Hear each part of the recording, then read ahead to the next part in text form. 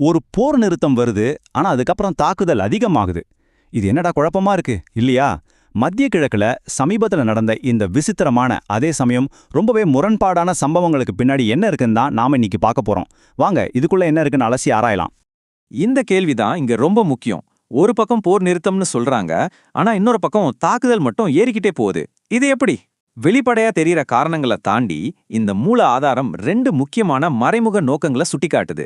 அது என்னன்னு பார்க்கலாமா? வாங்க இந்த விஷயத்த நாம 5 பகுதியா பிரிச்சு பார்க்கலாம். முதல்ல இந்த குழப்பமான போர் நிறுத்தம் பத்தி பாப்போம். அதுக்கு பின்னாடி என்ன நோக்கங்கள் இருந்ததா சொல்லப்படுவோம்னு பாப்போம். அதுக்கப்புறம் இதுல யாருக்கு லாபம் யாருக்கு நஷ்டம்னு ஒரு கணக்க போடுவோம். கடைசியா இந்த ஒரு சம்பவம் எப்படி மத்திய கிழக்கோட அரசியலையும் போரோட எதிர்காலத்தையும் மாத்தி எழுதியிருக்குன்னு தெரிஞ்சுக்கலாம். சரி, முதல் பகுதிக்குள்ள போலாம். களத்துல நிஜமாவே என்னதான் நடந்துச்சு? மூல ஆதாரத்தின்படி பார்த்தா நடந்த சம்பவங்கள் ஒண்ணுக்கொன்னு சம்பந்தமே இல்லாம ரொம்ப குழப்பமா இருந்திருக்கு. அந்த காலவரிசையை இப்ப நாம பார்க்கலாம். இந்த டைம்ல என்ன கொஞ்சம் பாருங்களேன். ஏப்ரல் 7, 8 தேதிகள்ல இந்தியா தன்னோட குடிமக்களுக்கு எச்சரிக்கை விடுக்குது. அதுக்கப்புறம் ஈரானோட எண்ணெய் சுத்திகரிப்பு நிலையம் மேல தாக்குதல் நடக்குது. உடனே ஈரானும் பதிலடி கொடுக்குது. இவ்வளவு பதற்றம் உச்சத்துல இருக்கும்போது திடீர்னு ஒரு போர் நிறுத்த அறிவிக்கப்படுது. இதுல ஏதாச்சும் லாஜிக் இருக்கா? இல்ல. இதுக்கு பின்னாடி வேற ஏதோ ஒரு கணக்கு இருக்கு. அப்போ அந்த போர் நிறுத்த அறிவிப்பு வெறும் கண் துடைப்பா? இந்த மூல ஆதாரம் அப்படிதான் சொல்லுது. அமைதி பேச்சுவார்த்தைன்னு வெளியுலகுக்கு சொன்ன கதைக்கு பின்னாடி ரொம்ப சக்தி வாய்ந்த 2 மறைமுக நோக்கங்கள் இருந்திருக்கு. அதுதான் உண்மையான காரணங்கள்னு இது சொல்லுது. ஒரு பக்கம் பார்த்தா உலக அமைதிக்காக எடுக்கப்பட்ட ஒரு முயற்சி மாதிரி அதிகாரப்பூர்வமா சொல்லப்படுது. ஆனா இன்னொரு பக்கம் இந்த மூல ஆதாரம் என்ன சொல்லுதுன்னா, இது பங்கு சந்தையை ஆட்டி வைக்கவும் அரசியல் லாபம் பார்க்கவோ போட்ட ஒரு மாஸ்டர் பிளான் அப்படின்னு சொல்லுது. ரெண்டுக்கும் நடுவுல எவ்வளவு பெரிய வித்தியாசம் பாருங்க. இந்த மூல ஆதாரத்தோட முதல் தியரி என்ன சொல்லுதுன்னா, இது ஒரு பொருளாதார விளையாட்டு. போர் நிறுத்தம் வரதுக்கு முன்னாடி போர் வருமோங்கிற பயத்துல எண்ணெய் விலை ராக்கெட் வேகத்துல ஏறிச்சு. ஆனா போர் நிறுத்த அறிவிப்பு வந்த உடனே சந்தை தலைகீழா சரிஞ்சுது. இந்த ஏற்ற இறக்கத்தை பயன்படுத்தி சில பெரிய தலங்க கோடிக்கணக்கில் லாபம் சம்பாதிச்சிருக்கலான்னு இந்த தியரி சொல்லுது. ரெண்டாவது தியரி, இது முழுக்க முழுக்க அரசியல் சார்ந்தது. மூல ஆதாரத்தின்படி இந்த போர் ட்ரம்ப் நிர்வாகத்துக்கு ஒரு பெரிய அரசியல் தலைவலியா இருந்துச்சு. அதனால இந்த பிரச்சனையிலிருந்து வெளியேற அவருக்கு ஒரு நல்ல வழி தேவைப்பட்டது. இந்த போர் நிறுத்தத்தை ஒரு பெரிய வெற்றியா காட்டி அமெரிக்க அரசியல்ல தன்னோட செல்வாக்க காப்பாத்திக்க அவர் முயற்சி செஞ்சிருக்கலாம். சரி, இது ஒரு வழக்கமான வார் மாதிரியே இல்ல. அப்போ இதுல உண்மையிலே யார் ஜெயிச்சா யாரு தோத்தா? வாங்க மூல ஆதாரம் கொடுக்கிற இந்த ஸ்கோர் கார்டை பார்ப்போம். இதோட ரிசல்ட் உங்களை ஆச்சரியப்படுத்தலாம். இந்த டேபிள் ஒரு சுவாரஸ்யமான விஷயத்த சொல்லுது.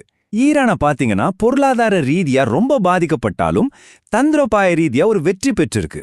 அமெரிக்காவுக்கு இது அரசியல்ல ஒரு வெற்றி, ஆனா ராணுவ நோக்கங்கள்ல ஒரு தோல்வி. இஸ்ரேலுக்கு இது ஒரு பெரிய பின்னடைவா பார்க்கப்படுது. இதுல இருந்து என்ன தெரியுதுன்னா, இந்த விளையாட்டுல யாருக்குமே ஒரு தெளிவான வெற்றி கிடைக்கல. ஆனா இந்த மூல ஆதாரம் சொல்றபடி உண்மையான வெற்றியாளர் யாரு தெரியுமா? இந்த சண்டையில சம்பந்தமே இல்லாத ஒருத்தர். அதுதான் சீனா. எந்த சண்டைக்கும் போகல, பணத்தையும் செலவழிக்கல.